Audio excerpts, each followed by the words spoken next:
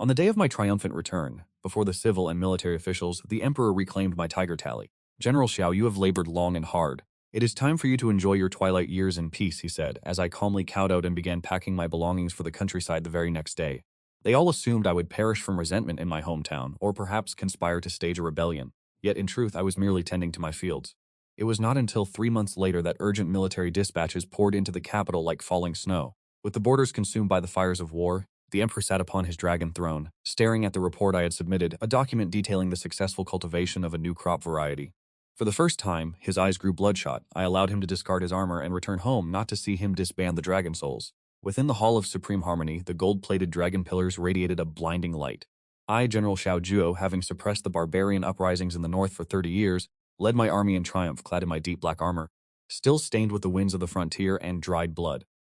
Carrying the severed head of the barbarian Khan, I watched as the civil and military officials held their breath while I ascended the stairs toward the throne. Emperor Yixian sat upon the dragon throne, my childhood friend, whose gaze was now colder than the northern frosts. "General Xiao has quelled the northern border and achieved merit that will last for 1,000 years. I am well pleased," his voice echoed throughout the hall, devoid of any discernible joy or sorrow. "To share the emperor's burdens is the duty of this subject." A fine word, duty. Yixian smiled, yet the smile did not reach the depths of his eyes. He stepped down from the dragon throne and personally reached out to help me rise. "You have fought for half your life, General. You have endured much. The realm should be at peace now. From this day forward, there is no need to return to the battlefield. This tiger tally should also be returned to the imperial storehouse." As the words left his lips, the vast hall fell into a deathly silence. Everyone present understood the gravity of what was transpiring. When the birds are gone, the bow is hidden. When the hare is dead, the hunting dog is cooked. The 300,000 soldiers of the black armor under my command were an undefeated force I had forged myself, loyal only to their general. This was the root of his anxieties.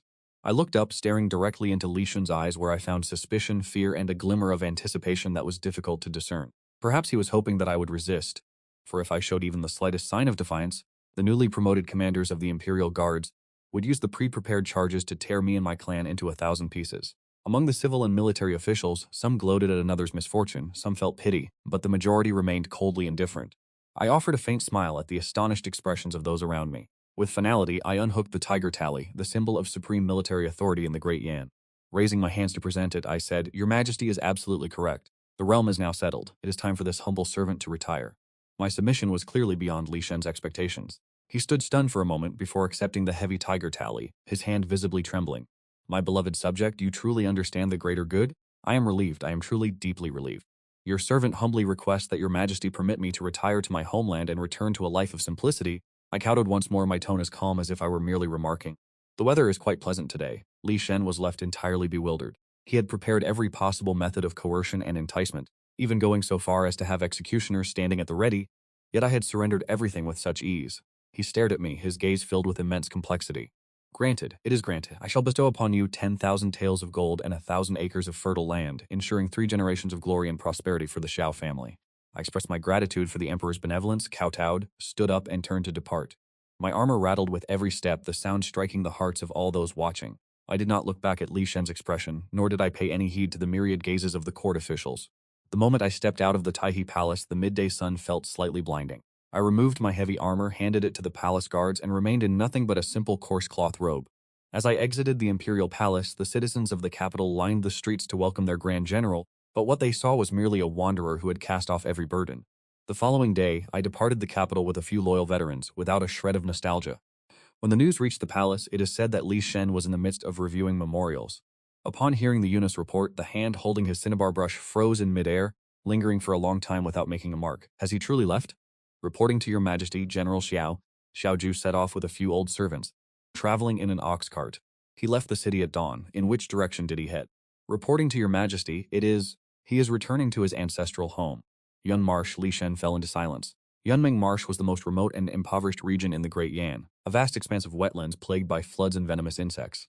He had expected me to remain in the capital or settle in the prosperous Jiangnan region he had offered, where I would be easy to keep under his watchful eye. Yet I chose to head to that desolate place. Sent men to monitor the situation and report any disturbances to me immediately. In the end, he still did not trust me. The month spent in Yunmengze was far more tranquil than I had anticipated. The air was thick with the scent of wild grass and damp earth, and everywhere the sounds of frogs and insects filled the night. My old home had long since fallen into ruin, so we, a group of men, gathered wood and fired bricks with our own hands. In less than a month, we had successfully constructed a sturdy little house. Old Zhang, my loyal bodyguard, wiped the sweat from his brow as he watched me roll up my trousers to knead mud in the field. His eyes were reddened. "General, why must you suffer like this? Just call me Old Xiao or Big Brother." "What, General? I am merely a mud-caked farmer now, but do you truly believe those in the capital will leave us in peace? Then, can one believe that you are truly doing nothing? Whether he believes it or not is up to him. But whether I act or not is my own prerogative." I began to research methods of cultivation. Yunmeng sits on low-lying land prone to flooding 9 years out of 10. It is fundamentally ill-suited for wheat or rice. The villagers here survive primarily by fishing and gathering wild water lotus roots. Their lives are exceptionally arduous. I spent half a month trekking across every nearby hill and marsh. I drafted a detailed topographical map. Afterward, I ordered men to await several wagons of sweet potato vines arriving from the south. "Big Brother, is this thing even edible?" "It is not only edible, but it can also serve as a staple food source." I directed everyone according to the map I had drawn. We raised ridges upon the higher mounds of earth, and then planted the sweet potato vines. I even led them in digging drainage ditches and channeling clean water into the fields. The mind that once calculated military formations and plotted to intercept enemy supplies was now entirely devoted to taming this land, at first with a gaze reserved for a fool. They did not believe this cursed land could ever yield a harvest. Meanwhile, in the capital, the rumors regarding me never ceased. "Have you heard? General Xiao is back in his hometown, playing in the mud every single day." "What do you mean, playing in the mud?" "That is called biding one's time in obscurity." The 300,000 soldiers of the Black Horn Army still hold him in high regard. It is just that His Majesty has been far too heartless this time. Does he not fear that he might chill the hearts of his soldiers? These whispers, in one way or another, reached the ears of Li Shen. The spies he dispatched arrived to monitor me. The reports sent back daily only deepened his confusion. Today's objective: cultivate the wasteland and consult with the villagers on irrigation. Today's objective: lead the old servants to the fields to eradicate pests. It is said that this is to reclaim the soil. Today's objective: successfully trial-planted a crop known as the sweet potato. Then he held a banquet right in the middle of the fields and drank himself into a stupor. Li Shen reviewed the intelligence, his brows furrowing tighter with each passing moment. He could not believe that a man who once commanded 300,000 murderous soldiers, having walked through a sea of blood, would willingly content himself as a simple farmer. This was surely a ruse. He was clearly winning the hearts of the people. Although Yunmeng Marsh is impoverished, its terrain is strategically perilous, easy to defend yet difficult to attack, and Xiao decided to establish his base there. Li Shen was certain of this. Thus he issued an imperial decree under the guise of concern, ordering the relocation of the core officers of the Black Horn Army, removing them from their posts and disbanding the troops, scattering them to various corners of the realm, while appointing his trusted confidant, the Grand General of the Imperial clan Li Xin. Li Xin took control of the northern defenses. When the news reached Yunmeng Marsh, Lao Zhang was so enraged he snapped his hoe handle in two. "Big Brother, he is driving us into a corner. All our brothers have been separated. The Black Horn Army is now but an empty title. One must water the roots if one wishes to keep the tree alive." "People are no different," I said softly. The village elder did not understand, but he would soon enough. Li Shen moved quickly, and he was utterly ruthless. Not only did he transfer away all of my trusted officers, but he also used the pretext of reorganizing the military. A drastic reduction in the salary and provisions for the northern garrison, as well as the suspension of weapon supplies. In the eyes of the Emperor and Chancellor Zhao Goming, the M-clan has been crippled by me, rendered incapable of waging war for the next decade. Those 300,000 troops of the Northern Army, rather than being called an army, are better described as a massive financial burden and a sword of Damocles hanging over Li Shen's head. Now that the hilt of that sword is in your hands, you naturally feel the need to grind the blade to rest easy. The new northern commander, Li Jin, is a member of the royal family. The most glorious battle of his life was hunting rabbits in the capital's hunting grounds. Upon arriving in the north, his first order of business was not to familiarize himself with military affairs, but to aggressively install his own lackeys and purge those who did not align with his faction. In the former Black Armor Army, all the military officers who had risen through merit were suppressed and dismissed by him under various pretenses. The entire northern defense line was purged from the top down. For a time, resentment within the ranks soared, but every cry of grievance was silenced by Li Jin never reaching the capital. The reports he sent back to the capital always claimed that the border was stable. The hearts of the soldiers are united as one. With those few words, Li Shen was immensely satisfied, feeling that he had finally plucked the thorn from his heart and could finally sleep soundly from this day forward. Meanwhile, I welcomed the first bountiful harvest in Yunmeng Marsh. As the golden sweet potatoes were unearthed in clusters, the entire village cheered with excitement. The villagers gazed upon the mountains of harvested crops, their expressions shifting from skepticism to fanatical fervor. When steamed, this crop is fragrant, soft, and sweet. When roasted, the aroma is even more intoxicating. Most importantly, the yield is astonishingly high. A single mew is enough to feed an entire family for half a year. Master Shen the Immortal truly is a deity descended from the heavens. The villagers voluntarily erected a shrine in my honor. They offer incense and pay respects daily. I, finding myself in an awkward position, could only teach them the methods of cultivation. I passed on every detail of the technique to them without reservation. I also told them that the sweet potato vines could be used to feed pigs, that pig manure could be used to fertilize the fields, and I designed new agricultural tools, teaching them how to build sturdier houses to withstand the floods that have plagued the impoverished Yunmeng Marsh for centuries. Yet, in just the half year since I arrived, this place has erupted with immense vitality. The spies sent to monitor me reported every event in minute detail. As Li Shun read the secret reports, his anxiety grew. Winning the hearts of the people? Is this the method he uses to win the hearts of the people? Your Majesty, this is the most terrifying aspect of his character. Without mobilizing a single soldier or blade, he has caused the commoners of an entire region to revere him as a god. This scheme is far more insidious than holding military power to intimidate the throne. Shen Ti suggested that measures be taken to restrict him, and Li Shen found the reasoning sound. Before long, a new imperial decree arrived. The decree stated that out of concern for my advanced age, and to alleviate the burden of my tireless efforts, the official Quan Quanyong was dispatched to assist me, stipulating that all harvests from the newly reclaimed lands must pay 3 parts as tax, ostensibly for assistance but in reality for surveillance and extortion. This official Quan Quanyong is a nephew of Zhao Gaming, a fatuous, gluttonous parasite, and the moment he arrived he began barking orders at me, pointing fingers at how I managed the fields, and even openly demanding bribes. Old Zhang and the brothers were so enraged they could hardly contain themselves, yet his rank was higher than ours. I told them to follow his whims while I remained indifferent, even treating that fool to fine wine and delicacies. I served him with the utmost care, which only made him grow more arrogant and self-important, further fueling the resentment of old Zhang and the others. Big brother, why must we endure such humiliation? Soon. I looked toward the north, my gaze deep and unfathomable. The winds of heaven were shifting. Just as I was sowing the second crop of potatoes, the north erupted in chaos. That day, a biting wind howled, carrying fine specks of snow as if intent on freezing the entire world. A small contingent of barbarian cavalry silently breached the Great Wall's defensive line. Their numbers were few, barely over 300 horsemen, but every single one was an elite among elites. Had it been the black armor army of the past facing such a force, there would have been no need for signal fires. A simple scout patrol would have sufficed to annihilate them, but that is no longer the case. Li Xin had dismantled the old reconnaissance system, replacing everyone with his own cronies. These so-called scouts could not even distinguish between the dung of horses and that of barbarian beasts. How could they possibly detect the enemy's trail? Those 300 cavalrymen moved as if walking through an empty land, launching a ruthless assault, massacring 3 villages in a single night, leaving not a single soul alive. When the news finally reached Li Xin's wolf camp, he was still drinking wine while embracing his... Has the barbarian tribe truly breached our borders? He was so terrified that he dropped his wine cup. How could such a thing be possible? Did Xiao Jue not claim that they would be unable to rise again for 10 years? He hastily dispatched troops in pursuit, but they hunted through the snow for 3 days, without catching even a glimpse of the enemy, and ended up losing dozens of men to the freezing cold. Li Xin dared not let the matter escalate and attempted to suppress the news, thereafter reporting to the capital that a band of marauders had been completely eradicated. Li Chen believed him, or perhaps it was simply that he wished to believe it. He was immersed in the illusion of absolute control, but paper cannot conceal a fire. Those 3 cavalry scouts had never returned to the grasslands. Like a pack of wild wolves, they lurked within the territory of the Great Yan, constantly raiding, plundering, and slaughtering. They moved with the speed of the wind, appearing and vanishing like ghosts, specifically targeting villages with weak defenses. The people of the north were plunged into a state of utter panic, perceiving enemies at every turn, while Li Xin's suppression forces pursued them in vain time and time again, even falling into enemy ambushes on several occasions. Suffering heavy losses, he finally realized that the enemy he faced was not merely a band of marauders, but a completely new style of warfare. He could not comprehend it, nor did he know how to respond. In truth, when I studied the barbarian tribes years ago, I had foreseen this extreme scenario and trained for it specifically. I created a specialized reconnaissance unit known as the Eagle Eye, and a rapid response strike force named the Hunting Hounds. The Eagle Eye was responsible for tracking across vast expanses, pinpointing the movements of elite enemy squads. The Hunting Hounds consisted of our most agile light cavalry.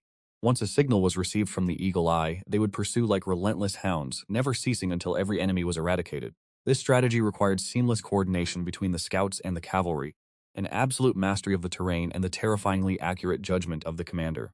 But now the leader of the Eagle Eye is raising horses in Jiangnan, and the commander of the Hunting Hounds is working as a chef in Xizjiang. My son, the very person who created this strategy, while standing on the banks of Anmong Marsh, explaining to that foolish agricultural official why one cannot plant sweet potatoes underwater. Master Xiao, cease your nonsense. If I, this official, declare that the feng shui here is auspicious, then it must be here. The agricultural official pointed toward the swamp, spittle flying as he ranted. Your Excellency is absolutely correct. I heaved a long sigh and nodded in agreement. Lao Zong, standing beside me, clenched his fists until his knuckles cracked. At that very moment, a man clad in tattered garments stumbled into the village. He collapsed to his knees before me. Save us, the North. The North has fallen into chaos. This man was one of my former personal guards. His home lay in the far north. Weeping, he recounted how his village had been massacred, leaving him the sole survivor of his kin. I listened with outward composure, my face devoid of emotion, yet Lao Zhang could see the hand resting on my knee had tightened into a white-knuckled fist. My knuckles had paled from the sheer force as I glared at this lowly peasant who dared to babble such madness. Grand Marshal Li guards the north. It is perfectly stable. If you dare spread such treacherous rumors again, I shall have you beheaded. You fool. The agricultural official shouted from the sidelines. I stood up slowly, fixing him with a gaze of chilling indifference for the very first time. With just a single word, the official felt as if he were being watched by a predatory beast. Terror paralyzed his limbs and he scrambled away in a frantic retreat. The situation in the north had collapsed faster than I had anticipated. Those 300 cavalrymen were merely the beginning. They acted like a razor-sharp blade, carving a bone-deep wound into the map of the Great Yan's northern territories. And now the true barbarian army, led by a mysterious new chieftain known as the Wolf Lord, poured incessantly through that very breach. No longer did they concentrate their forces to assault the Great Wall. Instead, they splintered their strength into units of hundreds. Breaking through at multiple fronts, they unleashed chaos everywhere. In an instant, the entire north lay in ruin, appearing like a sieve riddled with holes. Li Shan was left completely dazed by the onslaught. His army was accustomed to concentrated formations and direct, frontal confrontations. Facing this guerrilla warfare, they were akin to a clumsy giant being toyed with by a pack of nimble, feral wolves. Today, news of danger arrived from one direction. Tomorrow, another region was set ablaze. The Grand Army grew exhausted from constant maneuvering, their morale plummeting daily, but most terrifying of all was the state of the logistics. The logistical system I had painstakingly established in the north years ago was a profoundly intricate network. From the coordination of grain and fodder to the repair of armaments and the treatment of the wounded, every cog was tightly interconnected. The one pulling the strings behind this web was none other than, it is I. Beneath us, there is a logistics unit that has been specially trained. They do not excel in martial arts, but they are masters of calculation and coordination. I have taught them a unique method of record-keeping and commanding troops, a system that only my people can comprehend. After Li Xin took command, he found these scholars to be a hindrance and dismissed them all, replacing them with his own kinsmen. The result was that the logistics and supplies at the front line fell into total chaos. In some regions, grain piled up like mountains, while others had been without a meal for 3 days. Weapons were damaged and left unrepaired. The wounded were denied care, left to languish in their tents until they succumbed to death. The morale of the army completely collapsed and fear spread across the north like a plague. The common folk fled in droves, seeking refuge toward the south. The entire northern region sank into an apocalyptic state, and the news could no longer be concealed. The report flew to the capital as fast as falling snow. What a bunch of useless fools, a pack of incompetent cowards. Li Shen sat upon the dragon throne, staring at the memorials stained with blood and fire. His complexion turned deathly pale. He was caught completely off guard by Li Shen's failure, yet he had no one left to replace him. I beg your majesty to calm your anger. These northern disturbances are merely a surface wound.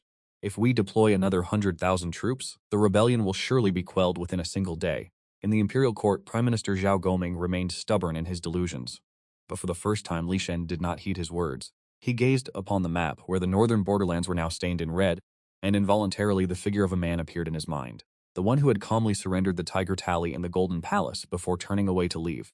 If only that person were still here. Once that thought took root, it could no longer be suppressed. Late at night, Li Shen went alone to the royal armory. He pushed open the dust-covered doors and approached the pedestal of the Tiger Tally. The half-piece of bronze shaped like a ferocious tiger still lay there in silence. He reached out to touch it, but suddenly he recoiled his hand. To share the burdens of the emperor is the duty of his subject. He always believed it was merely my performance, a calculated retreat to advance further. But now, gazing at this crumbling situation, and examining the latest intelligence report from Yunmeng, a sense of absurdity and unprecedented terror gripped his heart.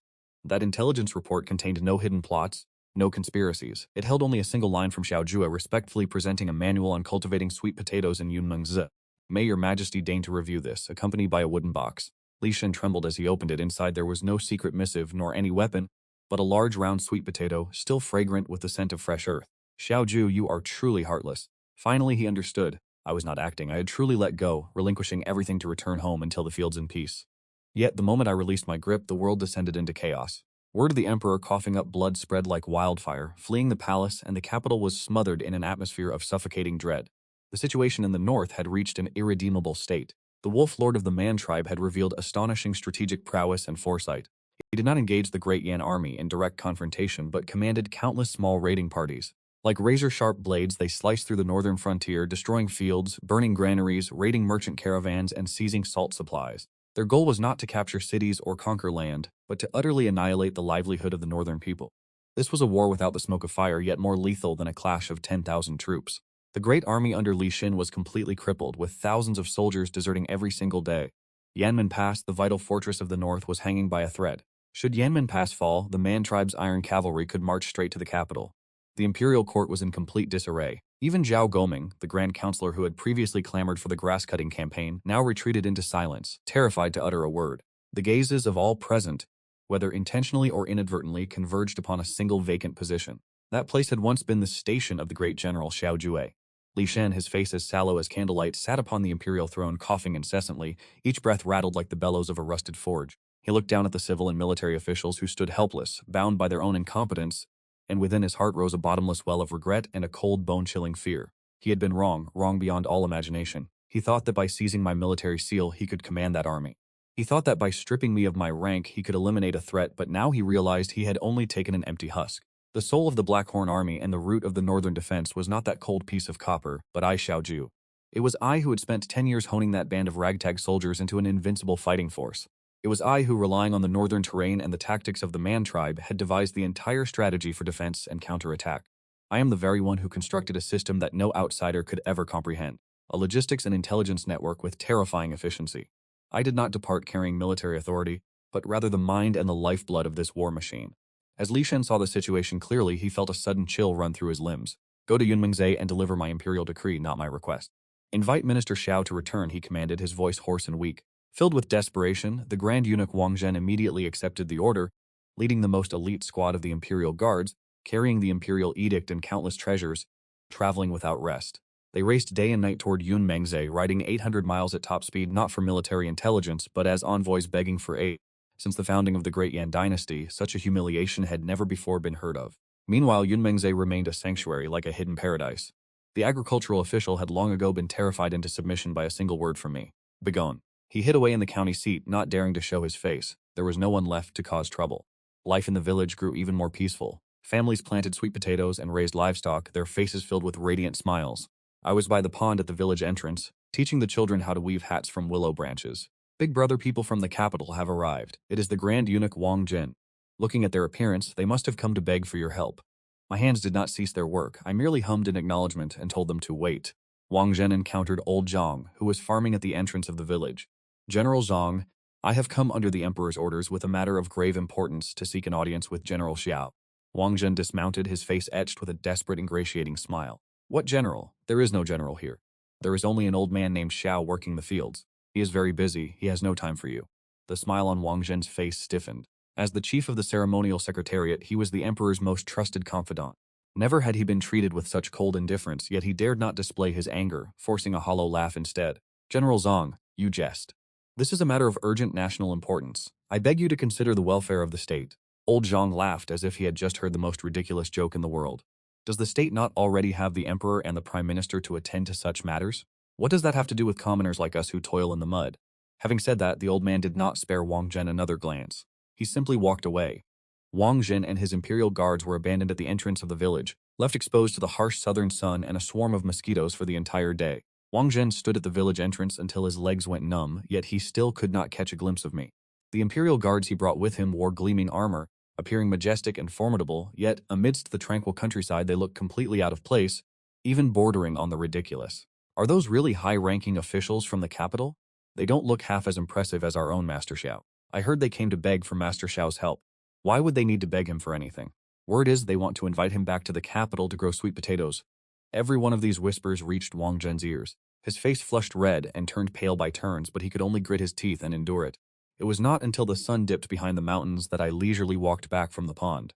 I was carrying a basket of fish, wearing simple linen robes with my feet covered in mud. I looked no different from an old fisherman finishing his day's work. The moment Wang Zhen saw me, he rushed forward as if he had found his savior. With a loud thud, he knelt down, crying, "This lowly servant, Wang Zhen, pays respects to General Xiao," and the imperial guards behind him all knelt in unison. The spectacle was enough to startle the village chickens, sending them fluttering into the trees. I acted as if I did not see them, walking straight to old Zhang's door to hand him the basket of fish. "Old Zhang, let's have an extra dish tonight." Only then did I turn my head to cast a glance at Wang Zhen. "Eunuch Wang, I cannot afford to accept such a grand gesture. I am merely a disgraced peasant, please rise." My voice was calm, yet it carried a distance of 1,000 leagues. Wang Zhen scrambled to his feet, not even bothering to brush the dust from his knees. "General, I implore you, do not make things difficult for this old servant anymore. His Majesty, he already knows his mistake." He drew an imperial decree, presenting it respectfully with both hands. His Majesty has issued a decree for you to hold the imperial seal. I implore the general to immediately march north to save the situation. Within the imperial decree, Li Shen's tone was exceptionally humble, even going so far as to use words like beseech and beg while offering to confer a royal title upon 3 generations of my lineage. If this had been 3 months ago, it would have been enough to move any loyal subject to boundless gratitude. One would have been willing to endure death and dismemberment without hesitation. But now I merely cast a glance at it and felt no interest whatsoever. His Majesty jests. I replied indifferently, for it was he who commanded me to shed my armor and return home to enjoy my twilight years, and now that my fields are just beginning to flourish, why would he wish for me to depart once again? At these words, Wang Zhen was momentarily struck speechless. I gestured toward the peaceful village surrounding us. I'm but a simple farmer now. My hands have grown accustomed to the hoe. How could they possibly wield a blade again? General. Wang Zhen was frantic, on the verge of tears. The northern frontier can no longer hold. The Yanmen Pass will fall sooner or later. The iron cavalry of the barbarians could sweep into the south at any moment. How can you bear to watch the great Yan Empire fall into ruin and suffering? I chuckled. Eunuch Wang, that is a question you should put to the man sitting upon the dragon throne. It was he who dismantled the Great Wall of the North with his own hands. It was he who profoundly betrayed the trust of 300,000 soldiers. And now, when the flames have reached his very eyebrows, he remembers me? Why did he not think of this before? Sweat poured down Wang Zhen like rain and he could not utter a single word. Go and tell Li Shen, I said, my smile fading as my gaze turned as cold as the northern winds. Xiao Jue is a loyal subject who knows how to obey. His Majesty ordered me to farm, so I farm. My sweet potatoes have yet to be harvested. I cannot go. Having said this, I did not bother to spare him another glance. I turned and walked into the courtyard, shutting the door firmly behind me, leaving Wang Zhen and the imperial guards standing in the twilight, staring at one another in utter despair. Big brother, that was truly satisfying. It was deeply satisfying. Leaving him in such a state was only fitting. Yet I shook my head, walked over to the stone table in the mountain pavilion and sat down. Spread across the stone table was a map. It was not a topographical map of Van Mong Track, but a military chart. It spanned the entire north and the vast steppes beyond the borders. Upon it, all manner of markings were meticulously drawn in cinnabar. While I spent these past days farming, fishing, and teaching the children, my mind had never once strayed from the lands I held for 10 years. Every piece of news from the north, every secret report brought by my subordinates, was calculated countless times upon this map. Every move made by the Wolf Lord Quan Mang was within my expectations, and even the timing of when Li Shen would send envoys to beg for help had been clearly foreseen. Old Zhang, my brother, let them sharpen their blades. The news that Wang Zhen had been rebuffed at Van Mong Track was sent with great haste to the capital, and upon hearing it, Li Shen spat out a mouthful of blood. Does he dare to defy my decree? What is he planning? Does he intend to rebel? Yet his roar sounded feeble. I was currently stripped of my title, without a single soldier or sentry under my command. What could I use to mount a rebellion against the Empire? My very lack of resistance was my most lethal weapon. I did nothing at all. I simply remained settled in this countryside, tending to my fields, adhering strictly to his imperial decree from years ago. This rendered all his suspicions and schemes a laughingstock. He could find no pretext upon which to charge me with a crime. The only thing he could do now was to beg me. Your Majesty, General Xiao may simply be nursing a grievance in his heart. Sighing in astonishment, perhaps we should send more envoys to demonstrate our sincerity. Sincerity? My imperial mountains and rivers are on the verge of being lost. What use is more sincerity? Li Shen bellowed but forced himself to calm down. He knew this was no time for temper. Pleas for help from the border passes arrived every hour, the ink scrawled in the frantic terror of the commanding officers. Where is Xiao Gaming? Reporting to your Majesty, General Xiao has not attended court for 3 days, claiming he is ill. Ill, you say? Bring him to me. Even if you must carry him on a stretcher, drag him here at once. Before long, Zhao Gaoming, his face ashen, was carried before the throne by several imperial guards. Zhao Icon, did you not claim that Xiao Jue harbored ill intentions because he commanded an army? Did you not assert that there was nothing to fear from the northern regions? Tell me now, what am I to do? Your Majesty, this servant is guilty. My crimes deserve 10,000 deaths. I do not require your death. I require you to bring Xiao Jue to me by any means necessary. If you fail to bring him, I shall execute your entire clan to the 9th degree. Zhao Gaming was so terrified that his soul nearly left his body. He scrambled out of the great hall on his hands and knees. Taking his household servants and an array of extravagant offerings, he raced frantically toward Yunmeng. The entire imperial court was plunged into a climate of absurdity. First, the emperor's chief eunuch, then the head of the civil officials. One by one, they cast aside their dignity, rushing to a desolate wilderness to beg for mercy from a farmer whom they themselves had once cast aside. Meanwhile, I stood in my courtyard, leisurely sharpening a blade. It was the wind-severing blade that had accompanied me for 10 years. The long, slender body of the sword was covered in countless tiny nicks and scratches. These were the marks left after shattering the blades of the barbarian warriors time and time again. Old Zhang stood by my side, polishing my suit of black armor again and again. The metal plates clattered against one another, emitting a cold, crisp sound. Big brother, that old man Zhao Gaming has arrived as well. He is at the entrance of the village wailing and begging for his life, let him weep. If his cries are not loud enough, then his sincerity is not yet sufficient. Zhao Goming, waiting at the village entrance, was in an even more pathetic state than Wang Zhen. The old devil knelt in the mud, tears and mucus streaming down his face as he confessed his sins. He took all the blame upon himself, begging only that I would descend the mountain for the sake of the common people. Indeed, the silver and treasures he brought were piled as high as a mountain. The villagers did not even spare them a glance. They simply brought out sweet potatoes from their homes in silence. They piled them up before Zhao Gaming, their intent clear. We have no need for your riches. We listen only to Master Xiao. Zhao Gaming's heart sank into the abyss. He finally understood why Li Shen feared me. A power that does not rely on authority or force, but on the voluntary devotion of the people, that is the most terrifying strength of all. The old man cried until his throat was hoarse for an entire day and night, his life force nearly exhausted. Early the next morning, Zhao Gaming looked at me as if I were a living bodhisattva, struggling to crawl over just to grasp my feet. I did not even spare him a glance, looking instead toward the north. The time had come. At that very moment, a cavalry scout appeared on the distant horizon, his body drenched in blood, his warhorse foaming at the mouth, clearly having ridden with his life on the line to reach this place. He charged to the entrance of the village and collapsed from his horse, not even sparing a look at Wang Zhen and Zhao Gaming, who were kneeling on the ground as he rushed directly before me. Dropping to one knee, his voice was hoarse and rushed. Yunmeng Pass has fallen. These 4 words struck like a bolt of lightning, exploding above the heads of everyone present. Wang Zhen and Zhao Gaming instantly turned pale as paper, collapsing to the ground. Yunmeng Pass is the throat of the north, the final defensive screen of the Great Yan. Once this pass is lost, it means there is no longer a place to hold from the north to the capital. The barbarian iron cavalry could arrive at the city gates at any moment. When did they approach the capital? I asked, my voice remaining calm, though my eyes were sharp as blades. 3 hours ago, Li abandoned the city and fled. The garrison is in total chaos, and the barbarian army has flooded into the pass.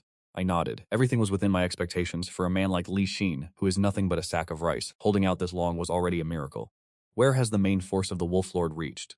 Reporting to the general, the Wolf Lord is personally leading 30,000 elite troops, marching at lightning speed toward Yixiantian. Yixiantian, you say? I suddenly turned to look at the map on the stone table, a place located behind Yunmeng Pass, the sole path leading to the central plains, where towering mountains loom on both sides, creating treacherous terrain, the perfect location for an ambush. But if the enemy occupies it first, blocking our path of retreat, our army would be like fish in a barrel. The Wolf Lord is truly calculating. He intends to use those 30,000 elite troops like a poisonous scorpion to strike at the heart of the Great Yan. He seeks to completely overturn the situation, but he is far too impatient. I let out a cold laugh. A true predator, upon seeing the fattest prey, would instead become even more cautious. This Wolf Lord may possess natural talent, but he is still too young and lacks the necessary composure. He believes that because Li Xin has fled, Yunmeng Pass will be left unguarded. He does not know that I still hold an ace up my sleeve. Eunuch Wang, Chancellor Zhao, you may both return now, I said, glancing back at the 2 men who were still visibly shaken on the ground. Both of them were stunned, assuming I was still planning to refuse their request. General, you cannot leave. If you depart, the Great Yan dynasty will surely fall. Who said I was leaving? I am telling the 2 of you to return and instruct Li Shen to prepare these 3 things for me. What 3 things? First, the Imperial Sword, granting me the authority to execute first and report later. Second, empty the national treasury. I require absolute control over all military funding and armaments. Third, I paused for a moment, my gaze sweeping over them as I enunciated each word. Tell him to issue an edict of self-reproach and offer his apologies to the entire realm. As the words left my lips, Wang Zhen and Zhao Goming gasped, a chill running down their spines. The first 2 demands, though harsh, were things the emperor might begrudgingly concede under these dire circumstances. But the third demand to force the sovereign who holds the mandate of heaven to issue an edict of self-reproach and admit his failures before the world was more painful to him than death itself. It was, in essence, nailing him to the pillar of historical humiliation. General, this matter, Wang Zhen's lips trembled. If it cannot be done, then simply wait for the barbarian cavalry to raise his palace to the ground. I turned and walked into the room without another word. Old Zhang, relay my military orders. I grabbed my gleaming Zhanfeng blade and began to don my cold, heavy armor. Order Commander Chen Kan of the Eagle Eye Division to depart from Jiangnan. They must reach Yingshu Gorge within 3 days. Order Commander Chu Tong of the Hound Division to mobilize from Shijiang. They must lay siege to Balongpo within 4 days. Order all logistics battalions, engineering corps, and the veterans of the Shenji Battalion, wherever they may be, to immediately assemble at Yixiantian. And order all subordinates of the Black Armor Army to hear the decree of Xiao Jue. Take up your weapons, locate your squad leaders, and converge upon my position. My voice was not loud, yet every word carried an undeniable authority. Understood. Old Zhang's blood boiled with fervor, and he rushed out to deliver the commands. These generals possessed no tiger tally, no official seal, and not even a scrap of paper for authentication. It was merely a verbal command. Yet old Zhang knew these words would sweep through the ranks like a gathering storm. It spread to every corner of the Great Yan dynasty with blistering speed. It reached the ears of the disbanded Black Armor Army warriors, those who had been oppressed and those currently living in exile. They would understand, for this was a secret code that belonged only to the Black Armor Army, and it served as the most profound call to arms from me, Xiao Jue. Once my armor was perfectly fitted, I stepped out into the courtyard. The villagers outside, both young and old, stood there in silence watching me. They spoke no words, merely bowing their heads in silent gratitude. Mounted my horse. There was no grand army, no banners fluttering the sky, only myself and a dozen veterans following behind. We rode toward the rising sun, venturing to the north where blood had long since turned into rivers, galloping away into the distance. My military command traveled faster than any express post. While Wang Zhen and Zhao Gaoming were still traveling toward the capital, an invisible storm swept across the entire Great Yan dynasty. At a remote horse farm in Jiangnan, a middle-aged man was grooming a horse when he heard someone nearby mention the name Yixiantian. His body trembled violently. He cast the grooming brush aside, rushed into the stable, and dragged a dust-covered chest from beneath a pile of dry straw. The chest opened to reveal not gold or silver, but a rusted chainmail suit and a tattered flag. He donned the armor, hoisted the flag, offered a perfunctory salute to the farm owner, and mounted the swiftest horse. He galloped away without a single glance backward. Behind him, a dozen men also working there abandoned their tasks, retrieved weapons hidden in the shadows, and quietly followed in his wake. They were the remnants of the Yan'ai unit in Xizang. In a chaotic kitchen within the frontier army, a scarred cook was busy chopping meat when he heard a caravan driver passing by accidentally utter the words "belong Po." The knife in his hand let out a metallic clang as it embedded itself deep into the wooden block. He tore off his grease-stained apron, wiped his hands clean, and strode out of the kitchen. Half an hour later, 300 of the most elite cavalrymen within this frontier garrison rose in unison. They surged out of the barracks, neither looting nor disturbing the populace, only riding silently and furiously toward the east. Their leader was none other than the cook who had been chopping meat moments before. They were the very marrow and blood of the hunting hounds. At a relay station on the Central Plains Road, an old man, he used an abacus to calculate something. He was originally the chief of logistics for the Black Horn Army, but after being dismissed, he returned here to work as an accountant. A merchant from the south approached him, ordered a bowl of tea, and spoke a single sentence. "The sweet potatoes at Yixiantian are ripe." The old man's hands froze. He raised his head, his dull, weary eyes suddenly igniting with a sharp radiance. He pushed the abacus aside, stood up, and strode out of the post station. That day, across every corner of the Great Yan Empire, a strange phenomenon occurred. Countless merchant caravans, supposedly waiting for silk and porcelain, suddenly altered their course. They opened their cargo crates, which contained not goods but rations and arrows. Medicines had been prepared in advance, along with the very components for Lianzhou crossbows. These caravans were all established under my personal name years ago. Their leaders were all trusted confidants from my time in the logistics division.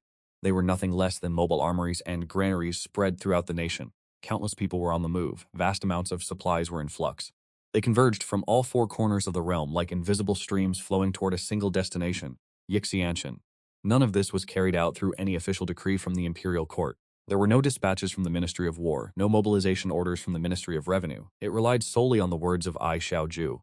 This was my true trump card. What I had built was never merely an army, but a system centered around myself, integrating intelligence, logistics, and combat. An existence independent of the Great Yan Imperial Court, a gargantuan war machine. Li Shen could seize my military tally, but he could not dismantle this network. He could disband my army, but he could not erase the truth. Loyalty was carved deep into the marrow of these warriors. Meanwhile, in the capital, Li Shen finally received the news he had been waiting for. Wang Zhen and Zhao Gaoming had returned. Preposterous. This is absolutely preposterous. Does he intend to ride upon the head of the emperor? Does he wish to act as the retired sovereign? Upon hearing my three conditions, he trembled with rage, pointing toward the south and howling in fury. However, his anger was quickly extinguished by the arrival of successive urgent classified reports. The scout reported, "A mutiny has occurred south of the Yangtze River. It is suspected to be the work of Xiao Jue's former subordinates.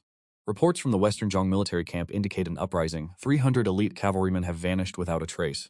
Reports state that the trade routes are being controlled by mysterious merchant caravans, with supplies being diverted abnormally, suspected to be heading toward the northern border to fuel the Jiangnan military rebellion.